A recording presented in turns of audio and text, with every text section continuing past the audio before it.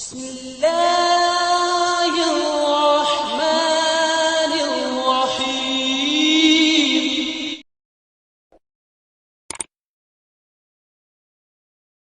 آپ نے یہ سوال کیا کہ حضور علیہ السلام کے متعلق علم غیب کا عقیدہ رکھنا علماء دیوبند کے نزدیک شرک ہے۔ علماء دیوبند کے نزدیک یہ عقیدہ رکھنا شرک تو ہے، لیکن خود علماء دیوبند کی کتابوں سے حضور علیہ السلام کے لیے علم غیب ثابت ہے۔ نے خود ہی شرک کا فتویٰ لگایا اور خود ہی اس فتوے کی زد میں آ گئے۔ سب سے پہلے تو آپ نے ہمارا پوچھا، آپ علماء کے نزدیک یہ عین توحید کیسے ہے؟ وضاحت فرمائیے، سنیے۔ قرآن مجید فرقان حمید کی آیت۔ کوئی حافظ صاحب بیٹھے بھیا؟ کوئی حافظ ہیں؟ ارے اتنی محفل میں کوئی ہے حافظ صاحب؟ ذرا قریب آ جاؤ حافظ صاحب ذرا۔ ہاں ہوں ہاں کرتے رہو، میں آیتیں پڑھوں گا نا، میں حافظ نہیں ہوں، میں حافظ نہیں ہوں۔ جب پڑھتا جاؤں تو آپ ذرا تصدیق کرتے جائے کہ میں نے صحیح پڑھا ہے، ٹھیک ہے نا؟ بھائی اتنی حمایت آپ کرتے جائیے۔ درود شریف۔ اللہم صلی علی سیدنا مولانا محمد معاذ الجود والکرم وآلہ وبارک وسلم صلاۃ و سلام علیک سیدی یا رسول اللہ۔ پہلی آیت، ما کان اللہ لیطلعکم علی الغیب ولکن اللہ یجتبی من رسلہ من یشاء۔ اللہ تبارک و تعالی عام لوگوں پر غیب کو مطلع نہیں کرتا، بلکہ اس کے لیے اپنے رسولوں کو چن لیتا ہے، ان پر غیب کا انکشاف ہوتا۔ سورہ جن فرمایا، عالم الغیب فلا یظہر علی غیب احدا۔ اللہ عالم الغیب، اپنے بھید اپنے غیب کی خبر کسی کو نہیں دیتا، الا من ارتضی من رسول، سوائے اپنے پسندیدہ رسولوں کے، ان کو علم غیب عطا فرماتا ہے۔ دو آیت۔ تیسری آیت فرما، وما ہوا علی الغیب بدنی، ہمارا رسول غیب کی باتیں بتانے میں بخیل نہیں ہے، غیب بتانے میں کنجوس نہیں ہے اور بخیل نہیں ہے۔ اور اس آیت وما ہوا علی الغیب بدنی، علماء دیوبند کے شیخ الاسلام مولوی شبیر احمد عثمانی صاحب کا حاشیہ ملاحظہ فرمائیے کہ وما ہوا علی الغیب بدنین میں انہوں نے غیب کی تعریف تقریباً وہی بیان کر دی جو علماء اہل سنت بیان کرتے ہیں۔ اب آئیے مطلق ایک آیت سماعت فرمائے، فرما وعلمک ما لم تکن تعلم، میرے حبیب جو کچھ تو نہیں جانتا تھا تجھے سکھا دیا گیا۔ چار آیتیں ہو گئی۔ اس کے بعد سنیے، یہ جب قرآن مجید فرقان حمید، اس میں کیا کچھ نہیں ہے، کتنا ہے، اس پر چند آیتیں سن لیجیے۔ فرما ولا اصغر من ذلک ولا اکبر الا فی کتاب مبین، کوئی چھوٹا کوئی بڑا ہم نے اٹھا نہیں رکھا جس کو قرآن مجید میں بیان نہیں کر دیا۔ اور یہ آیت ایک جگہ یوں بھی آئی، ولا اصغر من ذلک ولا اکبر الا فی کتاب مبین، کوئی چھوٹا کوئی بڑا ایسا نہیں کہ جس کو ہم نے قرآن میں بیان نہ کر دیا۔ ایک جگہ فرما ولا رطب ولا یابس الا فی کتاب مبین، کوئی تر کوئی خشک ایسا نہیں کہ جس کو ہم نے قرآن میں بیان نہ کر دیا۔ وہ تفصیل الکتاب لا ریب فیہ، یہ قرآن مجید فرقان ہمیں تمام تر معاملات کی تفصیل ہے، سب کو ہم نے قرآن میں بیان کر دیا۔ اب آئیے، تر خوش سب قرآن میں، چھوٹا بڑا سب قرآن میں، سب کچھ قرآن میں۔ اب قرآن ہی سے پوچھئے، ارشاد باری تعالیٰ ہوا، الرحمن علم القرآن، رحمان نے اپنے حبیب کو پورا قرآن سکھا دیا۔ اب مجھے بتائیے، جب پورا قرآن سکھا دیا جس میں ہر خوشتر کا ذکر، چھوٹی بڑی سب کا ذکر موجود ہے، تو اب حضور علیہ السلام کے علم میں کیا شک اور کیا شبہ ہو سکتا؟ اس لیے ہمارے علماء یہ فرماتے ہیں کہ اللہ تبارک و تعالیٰ کی عطا سے، بالذات نہیں، اللہ تبارک و تعالیٰ کی عطا سے جمیع ما کان وما یکون، جو کچھ ہو چکا جو ہونے والا، اللہ تبارک و تعالیٰ نے سب کچھ اپنے پیارے حبیب علیہ السلام کو عطا فرما دیا، سب کچھ عطا فرما دیا۔ اور اس کا ترجمہ اعلیٰ حضرت امام اہل سنت کی زبانی سن لیجیے، فرماتے ہیں سر عرش پر ہے تیری گزر، دل فرش پر ہے تیری نظر، ملکوت و ملک میں کوئی شے نہیں جو تجھ پہ عیاں ہے۔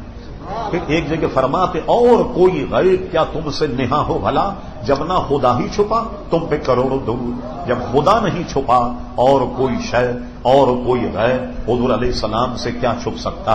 لیجیے اب آئیے احادیث مقدسہ کی طرف۔ مشکاۃ شریف کتاب الصلاۃ، حضور علیہ الصلوۃ والسلام تشریف لائے. بعض اکابر فرماتے ہیں کہ شاید یہ وہ شب ہے کہ حضور شب معراج اس دن فجر کی نماز میں آئے. صحابہ کرام علیہ رضوان سے کہا کہ اللہ تبارک و تعالیٰ نے کل شب مجھ سے پوچھا فرشتے کس بات میں نزا کرتے؟ میں نے کہا اللہ تو بہتر جانتا. تو اللہ تبارک و تعالیٰ نے اپنا دست قدرت میری دونوں شانوں کے درمیان میں رکھ دیا. جب درمیان میں رکھا تو کائنات میں جو کچھ تھا مجھ پہ روشن ہو گیا. جو کچھ تھا وہ مجھ پر روشن ہو گیا. اور راوی نے کیا کیا کہ حدیث بیان کرنے کے بعد سبحان اللہ ایک پیاری بات اور بیان کر دی. فرمایا حضور نے یہ فرمایا جو کچھ کائنات میں تھا جو کچھ جہاں میں مجھ پہ روشن ہو گیا. اور پھر حضور علیہ السلام نے یہ آیت پڑھی. راوی کہتے وہ آیت کیا ہے؟ فرماؤ آیت یہ ہے وَكَذَلِكَ نُورِ إِبْرَاهِيمَ مَلَكُوتَ السَّمَاوَاتِ وَالْأَرْضِ. اور اے میرے حبیب اسی طرح ہم نے ابراہیم علیہ السلام کو بھی ملکوت السماوات والارض دکھائے. اور وَكَذَلِكَ نُورِ إِبْرَاهِيمَ مَلَكُوتَ السَّمَاوَاتِ وَالْأَرْضِ کی تفسیر میں ابن کثیر کا قول سن لیجیے گا. چونکہ اہل حدیث دیوبندی حضرات غیر مقلد ابن کثیر کو اپنا امام مانتے.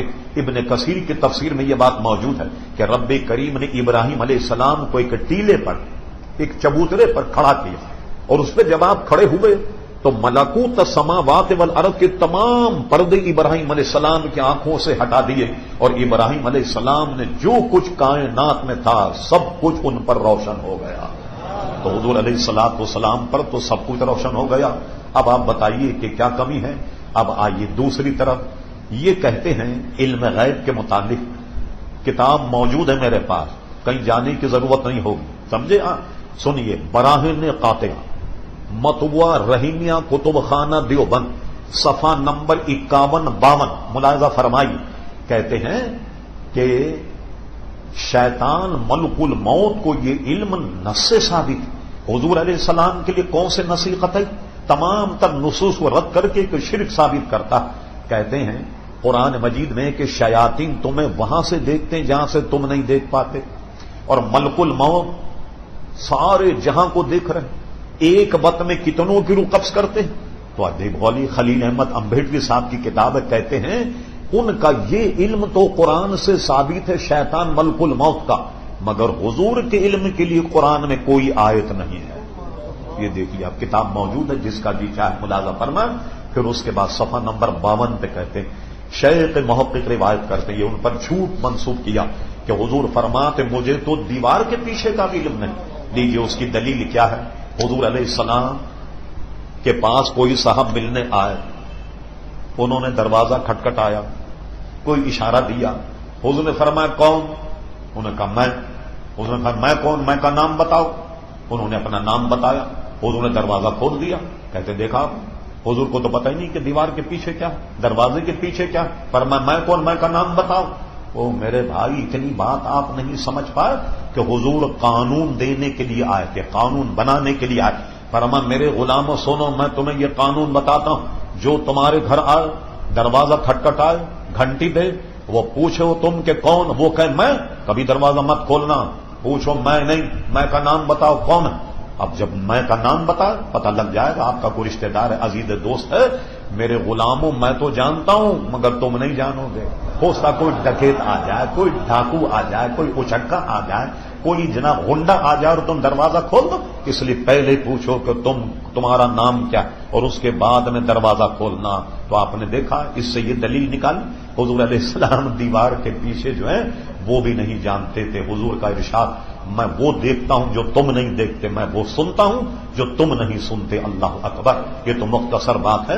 اور انہوں نے یہ تک اعتراف کر لیا کہ شیطان کا علم نبی علیہ السلام سے زیادہ, ملک الموت کا علم نبی علیہ السلام سے زیادہ, یہ ان کی کتابوں میں عزیزان گرامی موجود ہے.